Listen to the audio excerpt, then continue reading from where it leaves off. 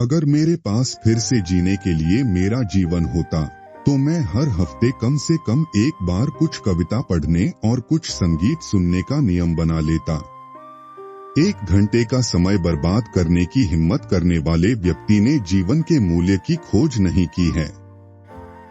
मुझे कोई अच्छा कारण नहीं दिखता कि इस खंड में दिए गए विचारों से किसी के धार्मिक विचारों को झटका क्यों लगना चाहिए।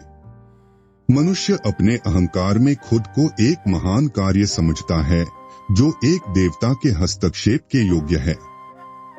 अधिक विनम्र और मुझे विश्वास है कि उसे जानवरों से बनाया गया है, क्योंकि जीत के लिए ढाल उतनी ही महत्वपूर्ण हो सकती है जितनी तलवार या भाले की।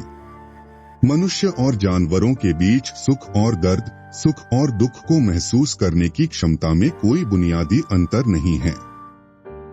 इंटेलिजेंस इस बात पर आधारित है कि जीवित रहने के लिए आवश्यक चीजों को करने में एक प्रजाति कितनी कुशल हो गई। विरासत शब्द के तहत 2 अलग अलग तत्व शामिल हैं, संचरण और पात्रों का विकास। किसी भी विषय में मनुष्य के ज्ञान की सीमा में एक उच्च रुचि होती है जो शायद उसके निकट पड़ोस से कल्पना के दायरे में बढ़ जाती है। हमने अपने बिस्तर के नीचे राक्षसों की तलाश करना बंद कर दिया जब हमें एहसास हुआ कि वे हमारे अंदर हैं। निष्कर्ष रूप में ऐसा प्रतीत होता है कि एक युवा प्रकृतिवादी के लिए दूर के देशों की यात्रा से बेहतर और कुछ नहीं हो सकता। यौन चयन प्राकृतिक चयन की तुलना में कम कठोर तरीके से कार्य करता है।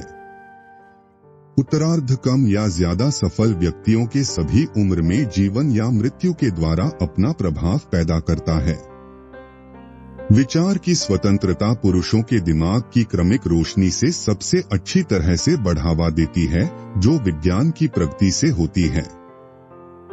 एक त्रुटि को मारने के लिए एक नई सच्चाई या तथ्य की स्थापना के रूप में एक अच्छी सेवा है और कभी-कभी इससे भी बेहतर है।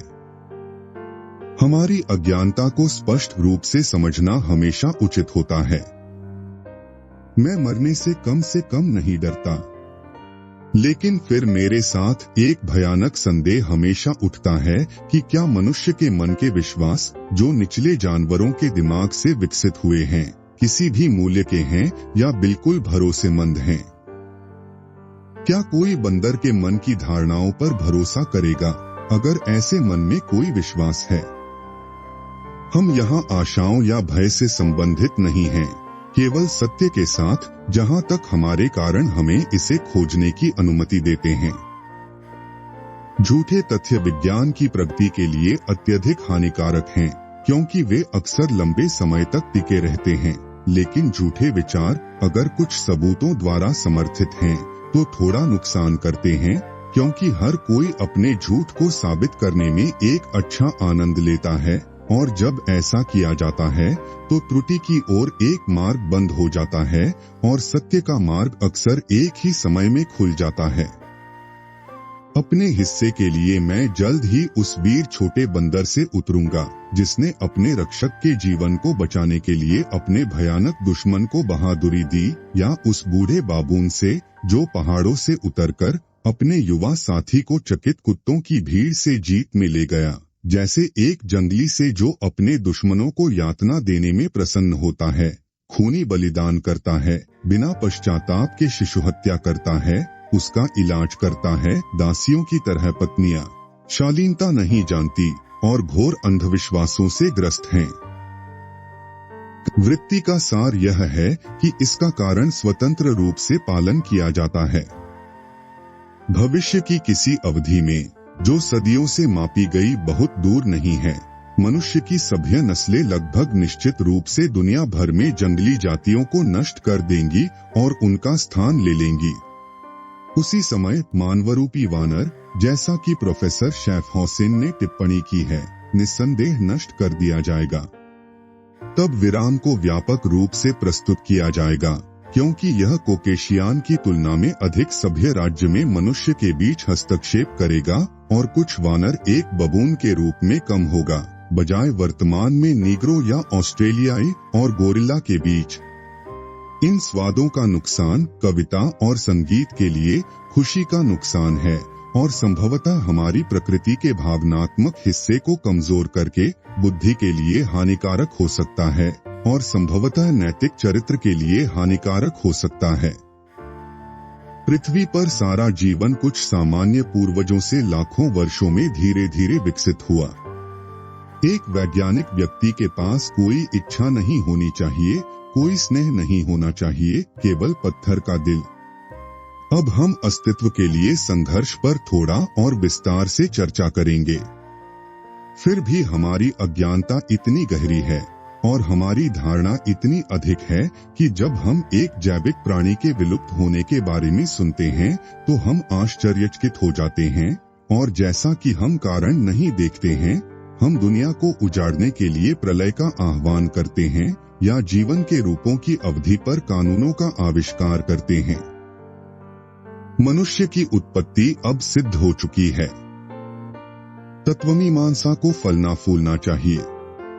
जो बबून को समझता है वह लोके की तुलना में तत्वमीमांसा की ओर अधिक करेगा। जहां भी यूरोपीय लोग थे, मृत्यु आदिवासियों का पीछा करती हुई प्रतीत होती थी। निष्कर्ष में ऐसा प्रतीत होता है कि एक युवा प्रकृतिवादी के लिए दूर के देशों की यात्रा से बेहतर और कुछ नहीं हो सकता है। ब्रह्मांड के निर्माता और शासक मौजूद हैं या नहीं, इस सवाल का जवाब कुछ उच्चतम बुद्धियों द्वारा सकारात्मक रूप से दिया गया है जो कभी अस्तित्व में थे। लेकिन प्राकृतिक चयन, जैसा कि हम आगे देखेंगे, एक शक्ति है जो लगातार कार्रवाई के लिए तैयार है और मनुष्य के कमजोर प्रयासों से बहुत बेहतर है, क्योंकि प्रकृति के कार्यकला के कार्यों के लिए हैं। अज्ञान अक्सर ज्ञान की तुलना में आत्मविश्वास को जन्म देता है। यह वे हैं जो कम जानते हैं, न कि वे जो बहुत कुछ जानते हैं, जो इतने सकारात्मक रूप से दावा करते हैं कि यह या वह समस्या विज्ञान द्वारा कभी हल नहीं होगी।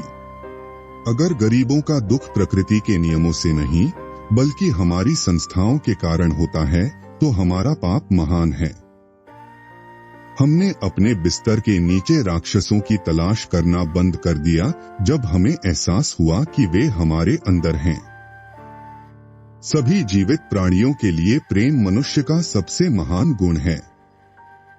मैं अन्य पुरुषों के नेतृत्व में आंख बंद करके पालन करने के लिए उपयुक्त नहीं हूँ। यह जीवित रहने वाली प्रजातियों में से सबसे मजबूत नहीं है, सबसे बुद्धिमान नहीं जो जीवित रहता है। यह वह है जो बदलने के लिए सबसे अनुकूल है। सब बातों की शुरुआत का रहस्य हमारे द्वारा अघुलनशील है और मुझे अज्ञेयवादी बने रहने के लिए संतुष्ट होना चाहिए। एक अमेरिकी बंदर ब्रांडी के नशे में होने के बाद इसे फिर कभी नहीं छुएगा और इस तरह अधिकांश पुरुषों की तुलना में अधिक समझदार है। नैतिक संस्कृति में उच्चतम संभव चरण वह है जब हम पहचानते हैं कि हमें अपने विचारों को नियंत्रित करना चाहिए। शर्माना सभी अभिव्यक्तियों में सबसे अजीब और सबसे मानवीय है। महिला को आकर्षित करने की शक्ति कभी कभी युद्ध में अन्य पुरुषों को जीतने की शक्ति से अधिक महत्वपूर्ण होती है। खुफिया इस बात पर आधारित है कि जीवित रहने के लिए आवश्यक चीजों को करने में एक प्रजाति कितनी कुशल हो गई। एक सामान्य कानून जो सभी कार्बनिक प्राणियों की उन्नति की ओर ले जाता है, अर्थात गुणा करना, भिन्न होना, सबसे मजबूत को जीवित रहने देना और सबसे कमजोर को मरने देना। मानव जाति के लंबे इतिहास में जिन्होंने सहयोग करना और सबसे प्रभावी ढंग से सुधार करना सीखा है, वे प्रबल हुए हैं। हालांकि हमें यह स्वीकार करना चाहिए, जैसा कि मुझे लगता है, वह व्यक्ति अपने सभी महान गुणों के साथ अभी भी अपने शारीरिक फ्रेम में अपने नीच मूल के अमिट छाप को धारण करता है। प्यार और सहानुभूति के अलावा जानवर सामाजिक प्रवृत्ति से जुड़े अन्य गुणों को प्रदर्शित करते हैं जिन्हें हम में नैतिक कहा जाएगा। मनुष्य केवल अपने अच्छे के लिए चयन करता है, प्रकृति केवल उसके लिए है जिसे वह पसंद करती है। जीवन के लिए सार्वभौमिक संघर्ष की सच्चाई को शब्दों में स्वीकार करने से आसान कुछ भी नहीं है, या अधिक कठिन। कम से कम मैंने इसे ऐसा पाया है, इस निष्कर्ष को लगातार ध्यान में रखने से। यदि कोई अपने संगी मनुष्यों के विषय में अच्छी राय जानना चाहता है तो वह करे जो मैं कर रहा हूँ, उन्हें चिट्ठियों से चिढ़ा। हम उपग्रहों, ग्रहों, सूर्य, ब्रह्मांड की पूरी प्रणाली को कानूनों द्वारा शासित करने की अनुमति दे सकते हैं, लेकिन सबसे छोटा कीट हम चाहते हैं कि एक विशेष अधिनियम द्वारा एक ही बार में बनाया जाए। यदि यह प्रदर्शित किया जा सकता है कि कोई जटिल अंग मौजूद है जो संभवतः कई क्रमिक मामूली संशोधनों द्वारा नहीं बनाया जा सकता है, तो मेरा सिद्धांत पूरी तरह से टूट जाएगा। लेकिन मुझे ऐसा कोई मामला नहीं मिल रहा है। लेकिन मैं आज बहुत गरीब हूँ और बहुत बेवकूफ हूँ और मैं हर किसी और हर चीज से नफरत करता हूँ। मनुष्य केवल भूल करने के लिए जीता है।